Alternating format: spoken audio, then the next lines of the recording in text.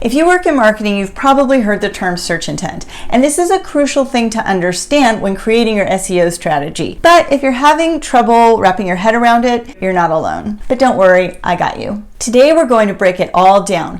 What is search intent? Why does it matter so much? And most importantly, how can you use it to supercharge your B2B marketing strategy to attract high quality leads? Stick with me, and by the end of this video, you'll know how to apply search intent like a pro.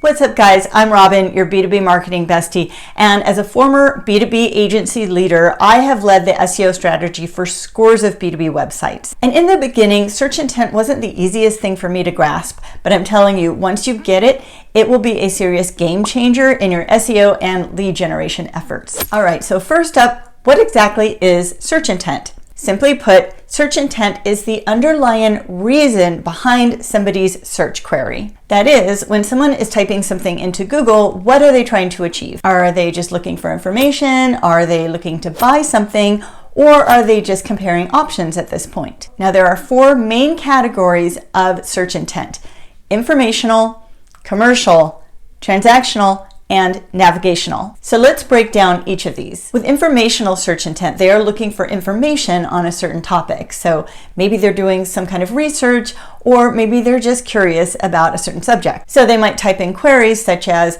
what is B2B marketing, or how to improve lead generation. Now with commercial search intent, they are looking to buy something, although they're still in the information gathering stage. So they might type in something like best B2B marketing tools, or top small business consultants. Commercial search intent is sort of a hybrid between the first one, informational, and the next one, which is transactional. And transactional search intent means that they also want to buy something, but they are in a later stage of their buying journey, so they may be closer to actually taking action. So they may be searching terms like aerospace engineering firms or CRM software. Now in B2B, there is a fine line between commercial and transactional. For example, someone starting their search might type in something like CRM software to see what pops up, but they might also type in CRM software toward the end of their search when they're ready to buy because they've typed it in before and they know what options are going to pop up. I know I've done that before, a lot of people have. Remember that with B2B, the sales cycle is very long, and so people are going to start researching early and continue their search for weeks or even months before making a purchase. So in B2B, sometimes the searches for commercial and transactional will be similar. Not all the time, but sometimes. And this just shows that search intent isn't an exact science, but think of it as more of a guide. Now, the last category is navigational. With navigational search intent, they know exactly where they want to go. So they're searching something like LinkedIn login or HubSpot CRM. They know exactly what they're trying to find, and oftentimes it is a specific company or a specific web page. We usually don't have to worry too much about navigational search intent when it comes to SEO because the searcher already knows exactly where they want to go, and we don't necessarily have to guide them to it. This is in most cases. Now here's the thing, if you understand the search intent behind a given keyword, then you can align your content with the search intent so you can attract people where they are in the buyer's journey. So for example, if somebody is at the top of the funnel and they're just searching for something like lead generation techniques, but you're hitting them with a hard sales pitch, then you're probably going to turn them away. But if they're ready to make a purchase and your page isn't clear about your products or what they're going to be getting, then you might lose them there too. Understanding search intent helps you meet your audience where they are,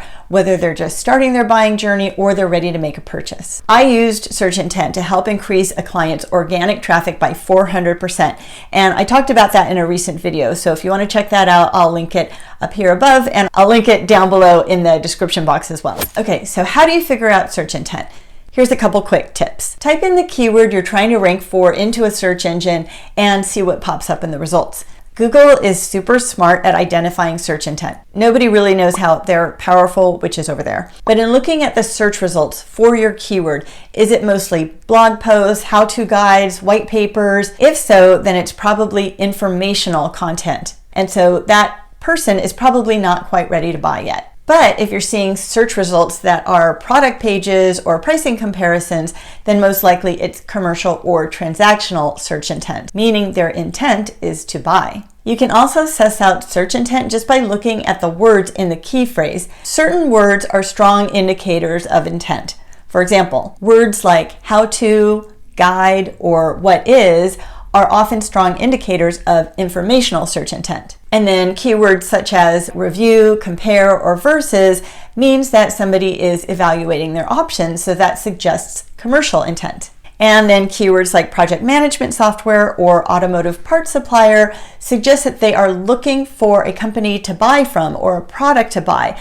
So that is very clear that it is transactional intent. And knowing this helps you structure your content based on what your audience wants. And now here's the fun part, applying search intent to your B2B marketing strategy. So for top of the funnel buyers, create informational content. At the awareness stage, your audience is looking for information. So this is where you should focus your content on things like blogs, white papers, how-to guides, or explainer videos, like this one.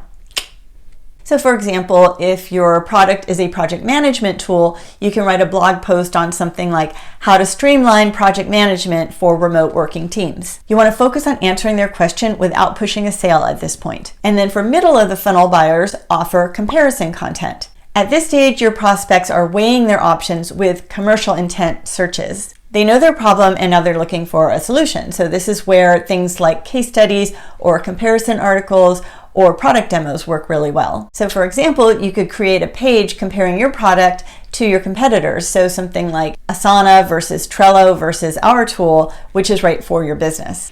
And then for bottom of the funnel buyers, focus on your solution. This is where the prospect is definitely looking to buy a product or service, indicating transactional intent. And that's why I really like to focus on this stage, because we know they're in the market to buy and they're basically telling you with their search, hey, show me what you got. So you'll want to drive them to product pages or services pages that really go into detail about your product and have a full list of features and benefits, and also include calls to action like schedule a consultation or request a demo or simply contact us. Those should be prominent on these pages. So the whole idea behind using search intent is to tailor your content to where the prospect is in the buying stage, and then you will attract higher quality traffic that is ready to engage. Trust me, focusing on search intent is a game changer for attracting better quality traffic and converting leads faster. So that is search intent explained, and now you have some actionable steps that you can apply to your B2B marketing strategy. If you found this video helpful, please give it a like and also subscribe to my channel so you can get more B2B marketing tips that will help you grow your business. And as always, drop your questions in the comments below. I'd love to help you out. Thanks for watching, and I will see you in the next video.